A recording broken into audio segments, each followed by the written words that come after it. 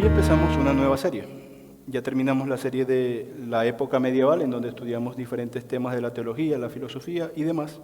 Y hoy empezaremos una serie dedicada a una verdad bíblica que es muy importante para el cristianismo, que es el perdón.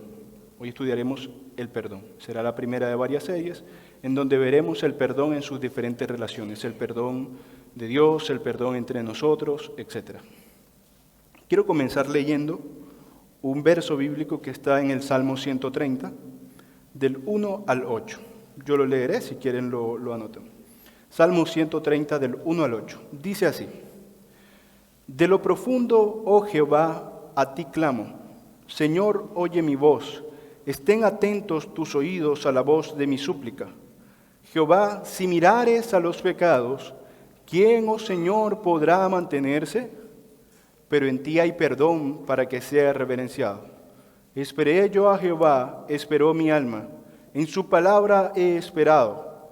Mi alma espera a Jehová más que los centinelas a la mañana, más que los vigilantes a la mañana. Espere Israel a Jehová, porque en Jehová hay misericordia y abundante redención con él. Y él redimirá a Israel de todos sus pecados. Gracias, hermano. Hay varias afirmaciones interesantes que hace este salmista, que, dicho sea de paso, conoce la realidad del perdón en la vida del creyente, conoce que Dios es un Dios perdonador, pero aún conociendo esto, él reflexiona sobre algo que nosotros también reflexionaremos hoy. Si mirares a los pecados, ¿quién, oh Señor, podrá mantenerse? Entre muchas otras cosas que nos preguntaremos hoy, ¿por qué Dios perdona? La relación entre Dios y el hombre siempre es desigual, tanto como la relación entre un carpintero y un banco, como la relación entre un alfarero y su escultura a la que le da forma. Probablemente la comparación del alfarero y la escultura de barro es la que se nos hace más familiar por ser un ejemplo bíblico. Así que pensemos más detenidamente en esta comparación, en Dios como un alfarero y nosotros como barro. Si han tenido la oportunidad cualquiera de ver el proceso de creación en la alfarería, ya sea en un video o en persona, como sea, sabrán que el escultor toma el barro húmedo con una maquinita ahí que impulsa girando con el pie y le va dando forma. El escultor forma el barro húmedo según él quiere que tenga una forma. Sea que este escultor piense que no le quedó muy bien o que puede hacer otra cosa mejor, de cualquier forma, cuando él termina puede o bien destruir la forma que está haciendo para cambiarla o incluso hornearlo, tener la escultura ya hecha y botarla, desecharla. El escultor tiene mucho poder sobre el barro que forma. Y yo sé que a lo mejor el alfarero y el escultor nos suena a eso de Romanos, de la condenación y la salvación, pero no es allá donde me enfoco en este momento, sino al poder que tiene el artífice sobre lo que hace. Puede hacer lo que sea. Así, de esta manera, es la gran desigualdad que hay entre Dios y nosotros. Él podría destruirme sin ningún esfuerzo. Apenas con un simple pensamiento, Dios podría desaparecerme. Él podría hacer que nunca hubiese existido, borrar todo recuerdo sobre mi existencia de las mentes de todos quienes me conocen. Podría castigarme por mi pecado, de modo que no consigo imaginar cómo podría hacerlo. Podría abandonarme lejos de su presencia, y eso sería suficiente tormento. Es por eso que el salmista debe clamar, como comienza el Salmo, de lo profundo. Cuando hablamos del perdón de Dios, eso es una primera cosa que debemos hacer junto al salmista. Debemos entender que cuando nos relacionamos con Dios, nos relacionamos de lo profundo, desde la inmundicia, desde una posición de bajeza total, como aquella oración de María, la Madre de Dios, en donde dice, has reconocido, has visto la bajeza de tu sierva. Bueno, esa es la actitud que debe tener cualquier cristiano. De lo profundo es que recibimos el perdón de Dios. Dios es tan poderoso, tan superior a mí y a cualquiera de nosotros, que nos gastaríamos la vida buscando ejemplos de la gran diferencia entre Él y nosotros. Así como no pedimos permiso nosotros a las hormigas para caminar sobre ellas a través de la arena, Él no tendría por qué detenerse a considerarnos ni siquiera un momento. Dicho de otra forma, de una forma más poética, en palabras del salmista, yo diría esto: cuando veo tus cielos, obra de tus dedos, la luna y las estrellas que tú formaste, digo, ¿qué es el hombre para que tengas de él memoria? ¿Y el hijo del hombre para que lo visites? Salmo 8. Esa es la relación, la diferencia, la gran brecha que hay entre Dios y nosotros. Por mucho que sabemos cómo terminará esta enseñanza, sabemos que Dios se ha acercado a nosotros. No es necesario ponerse a adivinar, pero esa es la brecha natural que existe entre la criatura y el Creador. Pero con todo esto, el poderoso Creador del universo condesciende con nosotros. Y les pido que recuerden todos esta bonita palabra, que algunas veces se utiliza de una connotación negativa: condescendencia. Dios condesciende con nosotros. La condescendencia es uno de los actos más preciosos de Dios. Significa que Dios se acerca a nosotros de forma en que podamos relacionarnos con Él. A mí me gusta recordar siempre el evento de la entrega de la ley en el monte Sinaí, en donde, entre otras cosas que suceden, el pueblo le pide a Moisés que le diga a Dios que hable lejos, porque ellos no soportaban escucharlo, escuchaban como truenos. Solo Moisés lo entendía. Dios condescendió para que Moisés lo escuchara. No es que Moisés fuera especial. Moisés era un hombre pecador con pasiones semejantes a las nuestras, como diría Santiago. Pero Dios condescendió. Esa es una idea que nos podemos dar, una imagen. Dios condesciende, baja, se acerca para poder interactuar con nosotros. Podemos recibir perdón de Dios porque Él ha condescendido. ¿Qué mayor condescendencia que la encarnación? Este Dios poderoso es capaz de perdonar. Esto estudiaremos el día de hoy. Este es el título de la enseñanza del día de hoy: el perdón de Dios hacia sus hijos. El perdón de Dios hacia sus hijos. Quiero observar, en primer lugar, que saber que Dios perdona es algo misterioso, al menos es sorprendente. Nosotros sabemos por la Biblia que Dios perdona. Muchas veces se nos dicen que es abundante misericordia, que es perdonador y todo esto. Pero no deja de ser una verdad sorprendente, porque ya hemos dicho que gracias a que Dios condesciende puede perdonarnos. Si Él fuera un ser indiferente, que no nos prestara atención, no podría perdonarnos, ya que para que haya perdón debe haber alguna acción. Por ejemplo, en las relaciones humanas, si yo quiero recibir perdón, normalmente voy y pido perdón. Hay una acción de petición, debe haber un deseo del otro de perdonarme. A veces, sin necesidad de pedir perdón, la misma persona puede acercarse a perdonarme para librarse de cualquier tipo de amargura que tenga en su alma por no perdonar. Entonces, sabemos que si Dios no condescendiera, no perdonaría. De cualquier forma, estamos seguros de que sí perdona. Entonces, ¿cuál es el misterio que yo planteo aquí? Alguien pensará que no hay mucho misterio, pero veámoslo de esta forma. Y este es el misterio que vamos a resolver hoy y que quiero que tengan en la mente. ¿Por qué Dios nos perdona? No puede ser simplemente porque puede hacerlo. Sabemos que Él puede perdonarnos, pero nadie está obligado a hacer todo lo que puede hacer. Dios puede hacer cosas que no hace, pero ¿por qué decide perdonarnos? En gran medida nosotros mismos lo que hacemos no tiene que ver solamente con nuestro poder, con nuestra capacidad, sino con nuestro deseo. Por eso Dios no nos perdona solamente porque pueda perdonarnos. Y esto es una primera reflexión sobre el perdón de Dios, sino que Dios nos perdona por razones más profundas. En principio, porque desea perdonarnos. Y eso nos plantea otra pregunta: ¿por qué Dios desea perdonarnos?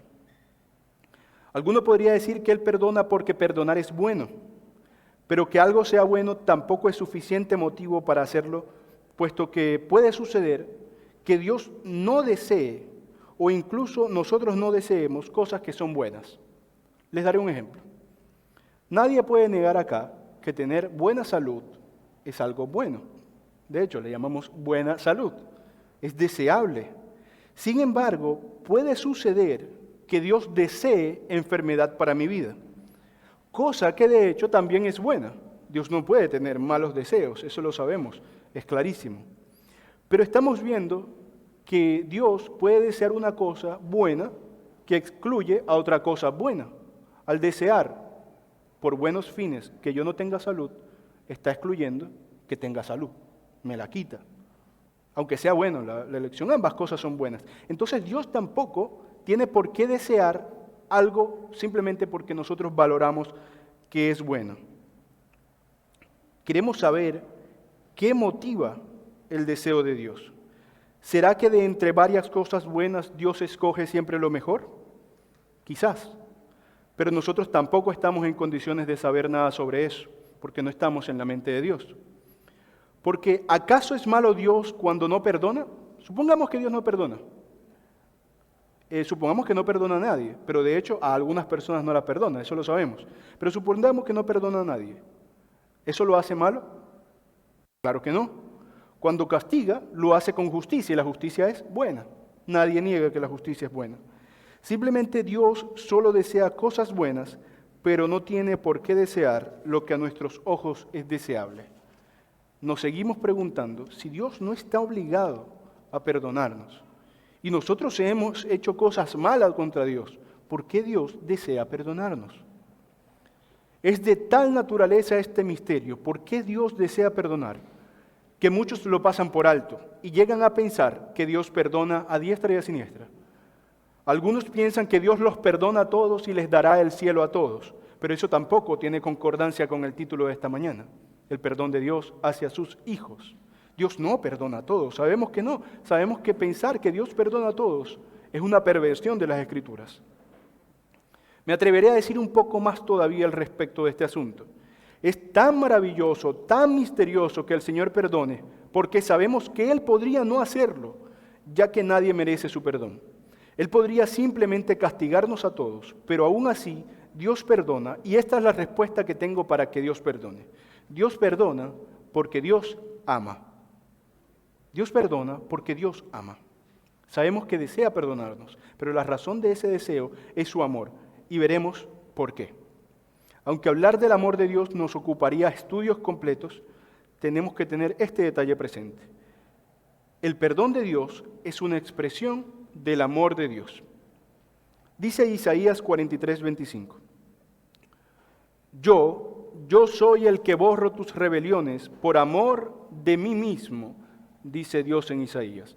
Yo soy el que borro tus rebeliones, o sea, te perdono, por amor de mí mismo.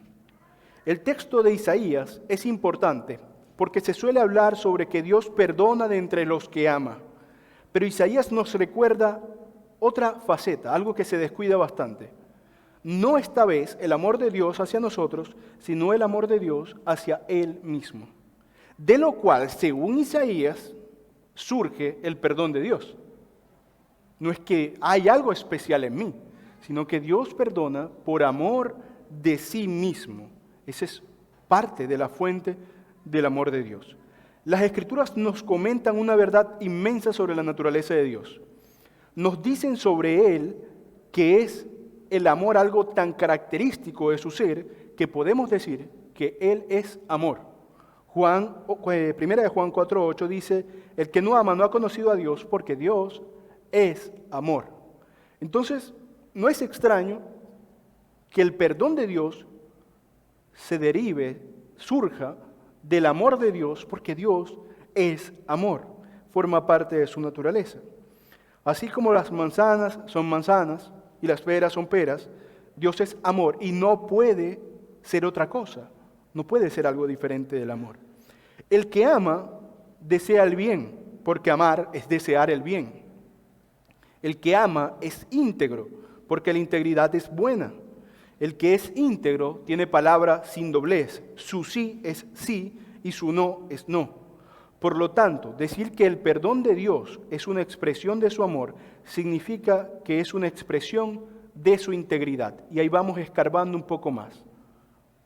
Sabemos que Dios perdona porque fluye de su amor perdonar, pero aún así no los perdona a todos. Tenemos otro elemento. Él perdona porque es íntegro. es una expresión de su integridad, de su justicia, de su falta de doblez, de que su sí sea sí y de que su no sea no. Por eso perdona. Él se ama a sí mismo de tal modo que no puede arrepentirse, de tal modo que no hay variación en sus dichos y no pone mancha sobre sí mismo. Y dado que Él ha prometido perdón, Él perdona. De ahí está la integridad. El amor de Dios lo hace íntegro y la integridad lo hace perdonar. Ustedes habrán escuchado en películas o a alguien que habrá dicho en broma quizás, muchas veces cuando alguien dice, yo haré eso porque yo soy un hombre de palabra. Es decir, es una especie de protección contra su buen nombre. Cuando alguien dice que es un hombre de palabra, protege su buen nombre, preserva su reputación. Entonces vemos en Dios que Él se ama de tal forma que no cambia de parecer porque eso mancharía su buen nombre. Y Él ha prometido perdonar. Por lo tanto, Él se ha obligado a sí mismo a perdonar. Por eso Dios perdona también, porque se ama al haberlo prometido y amarse no puede fallar lo que Él mismo ha dicho. Muchas veces en el Antiguo Testamento se dice que Dios hace cosas, como en el caso de Isaías que leímos hace un momento, pero se dice varias veces, por amor a sí mismo. En el sentido que acá les estoy diciendo, en el sentido de la fidelidad. Dios hace cosas por la fidelidad, por el cumplimiento de su promesa. Dios perdona porque, dado el amor que tiene de su propio ser, no falla nunca ninguna promesa. Entonces eso es otra cosa sobre la cual reflexionamos acerca del amor de Dios sobre sus hijos. El amor de Dios es una expresión de su fidelidad. Es una expresión de su amor, es una expresión de su fidelidad. Otra cuestión que tenemos que ver. Les digo que el perdón de Dios es una expresión de su fidelidad porque ha prometido algo que va a cumplir. Pero esta fidelidad es con respecto de ¿qué? ¿Dónde podemos ver en la Biblia que Dios se ha comprometido de esa forma con nosotros? Simple. En aquel precioso y corto pasaje que llaman el protoevangelio. El primer anuncio del perdón, Génesis 3:15, en donde dice Dios, y pondré enemistad entre ti y la mujer, y entre tu simiente y la simiente suya. Esta te herirá en la cabeza, y tú la herirás en el calcañar. En aquellos lejanos días, Dios entró en un pacto con la humanidad. Les prometió proveer un Salvador. Por lo tanto, les garantizó en ese día el perdón de los pecados a todos los hombres que creyeran en ese anuncio. Dios, desde hace lejanos tiempos, se comprometió, sí, claro, con nosotros, pero principalmente consigo mismo, a proveer perdón a la humanidad. Y por eso Dios perdona, porque Dios es fiel. En ese momento Dios se comprometió y empeñó su palabra, y por eso no puede fallar. Como diría el autor de Hebreos, no pudiendo jurar por otro mayor, juró por sí mismo. Nosotros acostumbramos a jurar por mi vida, por mi madre. La gente que jura ligeramente sin tomar en cuenta lo que dice. Pero Dios, no teniendo más nadie más grande que Él por quien jurar, juró por sí mismo. Y eso le da el sello de seguridad a que Dios perdona, por lo menos a alguien. Vemos en las Escrituras que Dios anuncia que alguien recibirá su perdón en la promesa del Salvador. Dios perdona por fidelidad a sus promesas, ya que Él permanece perfecto y sin mancha. Solemos hablar del perdón, hermanos, con ligereza, pero no deberíamos. Ahora estamos hablando de asuntos más profundos de lo que pueden parecer, porque rápidamente vienen más preguntas a nuestras mentes. Si Dios perdona por la fidelidad de su promesa, ¿por qué Dios prometió que perdonaría? ¿Por qué quiso hacer el pacto con Adán y Eva que no se lo merecían, que lo habían ofendido, que habían rechazado lo que les había dado? ¿Por qué Dios condescendió con ellos para prometerles perdón? ¿Por qué darle el don del perdón a la humanidad? Y esto nos lleva a aguas mucho más profundas sobre la verdad de dónde fluye el perdón. Y es otro título que deben tener en mente. El perdón de Dios es una obra trinitaria, es una obra de la Trinidad para la gloria de la Trinidad. Se darán cuenta en el título que el principal objetivo del perdón no es el perdonado, no somos nosotros, sino que es la gloria de Dios. Estas preguntas que se amontonan nos hacen meternos en la mente de Dios, en la profunda mente de Dios. Nos preguntamos por qué Dios entró en un compromiso con nosotros en primer lugar. Simplemente no nos debe nada. ¿Por qué lo hizo? Pues hermanos, porque el perdón es una obra que se dio lugar en la Trinidad, para la gloria de la Trinidad. Y pensemos un momento en este tema, de lo cual ya hemos hablado otras veces, porque tiene que ver con aquello que seguro les retumbará en la mente, el decreto, el pacto de redención. Tiene que ver con aquello que Dios hacía antes de que viéramos que Dios hacía cosas. El Dios que todo lo sabe no fue tomado por sorpresa con el acto de Adán y Eva, y no decidió perdonarnos como quien tira una moneda al cielo, sino que planificó desde la eternidad, como le suelen llamar, pasada, desde antes de la creación, planificó perdonarnos. Observen con cuidado porque nuevamente quitaremos la mirada de nosotros para ponerla en Dios.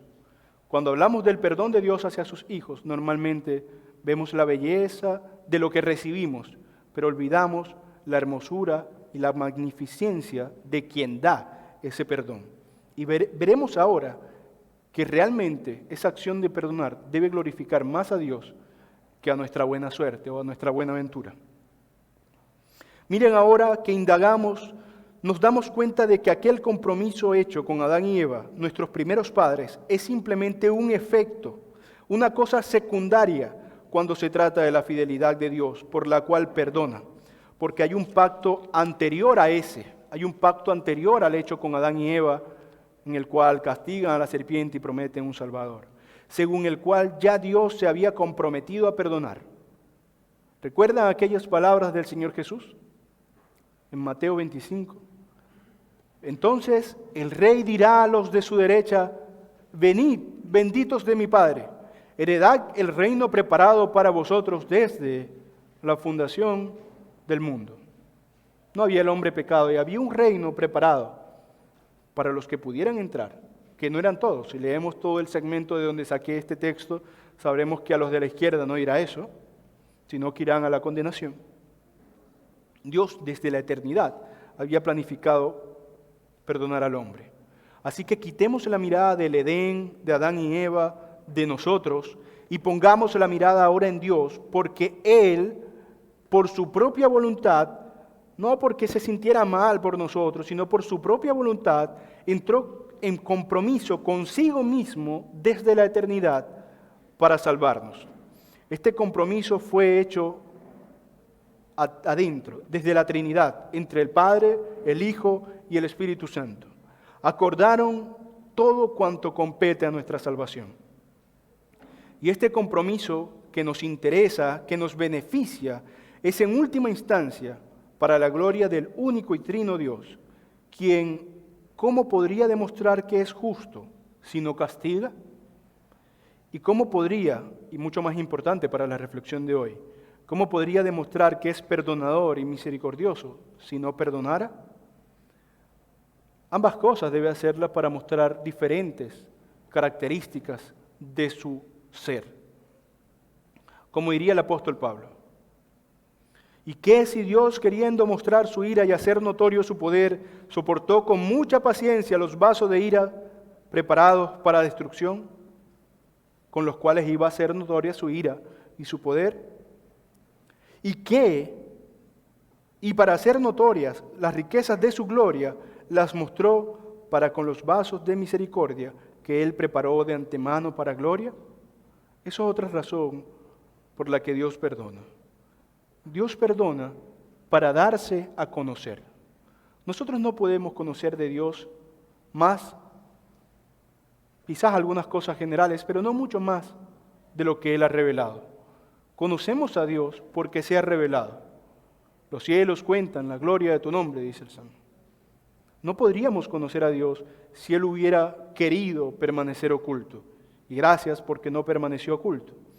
Entonces, al él haberse dado a conocer, también dio a conocer diferentes facetas, diferentes lados, podríamos decir, de su gloria. Su justicia, que hemos estudiado otras veces, y su misericordia, que estudiamos hoy, a través del perdón a sus hijos. Es por eso que no deberíamos hablar del perdón con ligereza. Primero porque es una verdad sublime que se expresa desde la condescendencia de Dios, que en el mero acto de acercarnos a nosotros ya rebaja su nombre, porque no merecemos ni siquiera estar en el mundo que Él ha creado. Y porque el perdón de Dios requirió lo que ya sabemos, una humillación tan grande que se hizo hombre y se sacrificó. Veamos como última parte de esto, ya que hemos tratado de desvelar el misterio del perdón, sabemos que Dios perdona porque es amoroso, y porque es amoroso hacia sí mismo, Él no falla sus promesas, y Él prometió en el Edén perdonar, pero antes de prometer en el Edén perdonar, ya se había comprometido consigo mismo a perdonar. Sabemos eso. Eso nos da mucha luz sobre este misterio del perdón, porque de otra forma no podríamos explicarnos por qué Dios perdona. ¿Para qué perdonar a seres tan bajos como nosotros? Ahora veamos el perdón de Dios en acción. Para cumplir con esta parte del título, el perdón de Dios hacia sus hijos. ¿Cómo se relaciona el perdón de nosotros? ¿Cómo el perdón de Dios con nosotros? ¿Cómo actúa el perdón de Dios? Apenas arañamos lo anterior, pero ahora veamos el primer punto de esto. El objeto de su perdón. ¿A quiénes Dios perdona? Cosa que debería quedar suficientemente clara en el título, pero dediquémosle unos momentos. En primer lugar, veamos que el objeto de Dios, o el objeto del perdón de Dios, es el siguiente. Y vamos a hacerlo en una frase que se nos quede en la memoria. Dios perdona únicamente a sus hijos.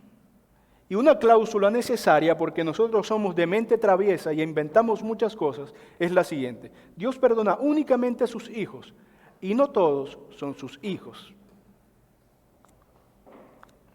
No es necesario decir mucho más sobre que no perdona a todos. Aunque las Escrituras lo dejan claro, hay muchas personas que predican un evangelio diferente a este, en donde el perdón de Dios se brinda a todos sin importar nada.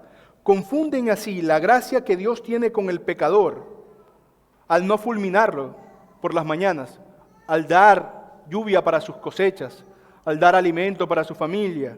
Confunden esa gracia que Dios tiene con el mundo en general, con la gracia que Dios tiene con el creyente al darle el don de la vida eterna, que son la expresión de su gracia de magnitudes en extremo diferentes.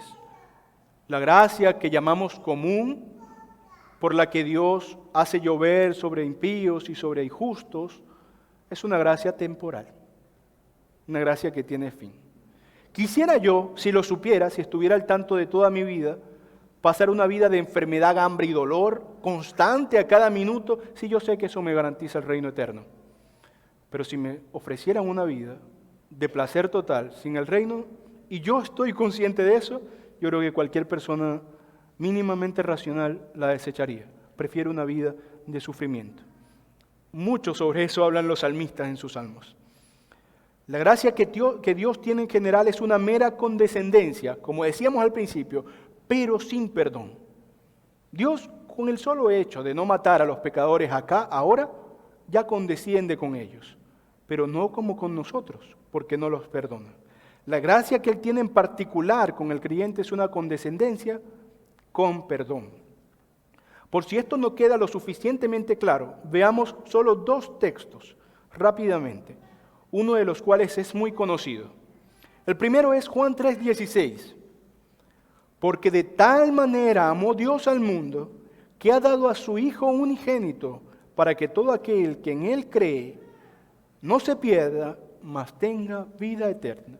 La cláusula, aunque algunos quieran tapar sus ojos e ignorarla, es clara. Dios ha dado a su Hijo unigénito, para que todo aquel que en el Hijo crea no se pierda, mas tenga vida eterna. y no hay que ser un excelente investigador para saber que no todos creen en el Hijo. Por lo tanto, no todos serán salvos. Eso nos dice mucho sobre a quienes Dios perdonará y a quienes salvará. Pero aún más, si Dios perdona solo a sus hijos, ¿cómo puede uno llegar a ser hijo de Dios? El segundo texto que les prometí. Juan 1, del 2 al 13. Mas a todos los que le recibieron, a Cristo, a los que creen en su nombre, les dio potestad, les dio el poder de ser hechos hijos de Dios. Y no queda hasta allí. Los cuales, por si alguien quiere atreverse a reclamar ese título por su propia fuerza, los cuales no son engendrados de sangre, ni de voluntad de carne, ni de voluntad de varón, sino de Dios. Dios solo perdona a sus hijos, y Él hace hijos a los que quiere perdonar. Para nosotros es misterioso, para Él es claro, para Él está definido desde siempre. Entonces, de las palabras de las Escrituras resultan claras estas dos cosas, que no todos son hijos de Dios y, por supuesto, que no todos son perdonados. Veamos también cuál es el vehículo, el medio del perdón divino. Sabiendo claramente que solo los creyentes reciben perdón, debe enfatizarse que solo hay un medio para recibir tal perdón: creer el Evangelio de Cristo Jesús, porque en ningún otro hay salvación. Esto quedó explícito en el Evangelio de Juan, cuando leímos hace un momento, que en ningún otro hay salvación. No se puede ser hijo de Dios sin creer en el unigénito de Dios. Esta es otra de las verdades que el mundo impío quiere ignorar. Y con mundo impío no me refiero solamente a quienes se proclaman ateos, ojalá y solo el mundo impío fueran ateos, sino a todos aquellos que proclaman pertenencia del reino, ciudadanía del reino, cuando son ciudadanos del reino pero de Satanás. Esta verdad de ser hijos quieren reclamarla ellos, pero sin rendirse ante el rey, sino ante el universo, ante cualquier otra cosa que se invente el hombre, el karma o lo que sea. Pero no hay lugar en las Escrituras para ello. La Biblia enseña que el hombre está en guerra total contra su Creador. Una guerra que finalizará, por supuesto, con la derrota de los enemigos de Dios. La única salida de esta guerra es rendirse ante el Rey. El único indulto que da este Rey, Cristo Jesús, es para aquellos que se rinden ante Él.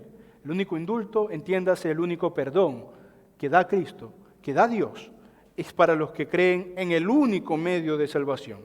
Porque, como mencionamos ya, forma parte de aquel eterno plan en donde la Trinidad se puso de acuerdo, no solo para perdonar a los pecadores, sino para perdonarlos mediante la encarnación, la pasión, la muerte, la resurrección, la ascensión de Cristo, y que la gente que vendría después creyera en eso, y que aquellos que no lo contemplaron en el pasado creyeran que iba a suceder. Si Adán y Eva fueron salvos, porque creían en ese Redentor. Hace poco los que estuvieron en la clase del miércoles sobre Job fue salvo porque creía que su Redentor, es las palabras que usa Job, que su Redentor vivía. No porque creyó en alguna otra cosa de los dioses paganos del oriente, sino que Job entendía que solo en uno hay salvación. No solo es que Dios perdona únicamente a sus hijos, es que eso es así porque Él es el único, Cristo, el único vehículo para salvar a los hombres. No se le pide en el cristianismo a los hombres que sean perfectos. No se les pide nada más, sino que crean el Evangelio de Jesucristo, quien fue enviado para hacer expiación por todos los que creen. Todos los que creen en su nombre, en su muerte y resurrección. Todos los que creen que vendrá y será recibido por los suyos en gloria. No se pide nada más al hombre que creer en eso y arrepentirse. No se nos pide nada más, pero que quede claro, tampoco se nos pide nada menos. Obligatoriamente. El simple Evangelio nos reclama rendir nuestra vida a Cristo. No nos reclama doctorados en teología, no nos reclama 20 años de misioneros en el África, pero nos reclama creer en el verdadero Evangelio de Cristo. No se pide nada más ni nada menos que creer en Cristo como único medio de salvación. sobre la acción del perdón de Dios, quiero ver una última cosa. La calidad del perdón de Dios hacia sus hijos. Es de buena calidad, podemos estar seguros. Ya sabemos que Dios perdona, sabemos a quiénes perdona, sabemos por medio de quién perdona, pero sabemos qué tan precioso es su perdón, cuál es la calidad de su perdón. ¿Acaso puede ser revocado su perdón? ¿Tiene límite su perdón? ¿Tiene fecha de caducidad su perdón? Dejemos que las Escrituras hablen sobre esto. Preguntemos a las Escrituras, ¿cómo es de profundo el perdón de Dios? Y nos responderán lo que leímos hace un momento. Yo soy el que borro tus rebeliones por amor de mí mismo. Pero hay una parte que no leí. Y no me acordaré de tus pecados. Así de profundo es el perdón de Dios. Esta es la calidad de esta joya preciosa. Él borrará sus rebeliones, nuestras rebeliones, por amor a sí mismo, y no se acordará más de sus pecados. No es como el perdón que a veces nosotros damos. A veces damos perdón sinceramente, pero luego de 1 o 2 años, sin quererlo, por nuestra propia pecaminosidad, al recordar ese evento, nos duele, nos molesta nuevamente. Y sabemos que está mal. Podemos ser hombres íntegros que digan, no debo pensar así, pero lo piensas. No eres capaz de hacer esto que Dios hace. No me acordaré más de ellos. Así de profundo es su perdón. Aún nos responde mal las Escrituras. Dice, 1 de Juan 1, capítulo 2, verso 1, perdón. Hijitos míos, estas cosas os escribo para que no pequéis. Y si alguno hubiere pecado, abogado tenemos para con el Padre, a Jesucristo el justo. Poca cosa más puedo yo añadir a las palabras de las Escrituras con respecto de la calidad del perdón de Dios hacia sus hijos. Hay una inmensa seguridad en estos 2 pequeños textos de entre muchos que hablan sobre el perdón de Dios, de que su perdón es definitivo, es verdadero, es fuerte, es profundo, que garantiza no acordarse nunca más de nuestras rebeliones pasadas. Isaías dice, yo borraré sus rebeliones y no me acordaré más de ellas. Pero ¿qué pasa con mis pecados presentes? Todavía nos garantiza, nos brinda el consuelo de que no solo borra y olvida las rebeliones pasadas, sino que perdona las rebeliones presentes si las confesamos. Abogado tenemos, dice Juan, para con el Padre, a Jesucristo el justo. Él intercede por nosotros para nuestro perdón. Pero ¿qué pasa si no sé orar? Y por allá dice Pablo, ¿quién ha de pedir a Dios como conviene? Nadie, pero el Espíritu de Dios intercede por nosotros con gemidos indecibles. Él traduce nuestras torpes palabras para que el Señor, el Padre que perdona, las reciba y perdone. Vean la obra de la Trinidad en el perdón. Nuestro traductor, nuestro consolador, el Espíritu Santo, nuestro mediador, Cristo Jesús, y el que perdona todo pecado de quienes se acercan en el nombre de su Hijo, el Padre, nuestro Dios. El perdón de Dios hacia sus hijos es una verdad maravillosa que nos conduce o debería conducirnos a adorar al Dios Trino, que ha condescendido para darnos lo que no merecemos. Nuestras mentes deberían maravillarse ante tal verdad, pero nuestros corazones también deben ser movidos a perdonar como nuestro Dios perdona. Y seguramente hablaremos de eso en otro día, en otra escuela de esta serie del perdón. Hermanos cristianos, no dejes que tu pecado se interponga entre ti y Dios, sino que confiesa tu pecado al Dios vivo, que te ha perdonado y quien es fiel y justo para perdonar al corazón humilde y arrepentido. Que este estudio sobre el perdón de Dios te sirva para entender que solamente puede ser tu necedad la que te aleje de Dios. Que cuando pecas, no deberías reprimirte y esconderte en la esquina de tu habitación, sino arrodillarte a los pies, a la cabecera de tu cama, orar al Señor, rogar por perdón, y créeme que lo recibirás si tu corazón está sinceramente arrepentido.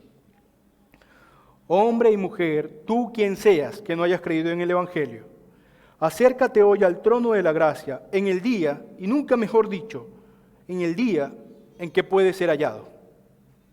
Escrito está, el que va al Hijo es recibido y Él no le echa fuera. Es una promesa. El que va al Hijo es recibido y Él no le echa fuera. Pero recuérdame y escúchame muy bien, que también está escrito, así será el fin del siglo. Saldrán los ángeles y apartarán a los malos de entre los justos y los echarán en el horno de fuego. Allí, si no te arrepentiste, será el lloro y el crujir de dientes.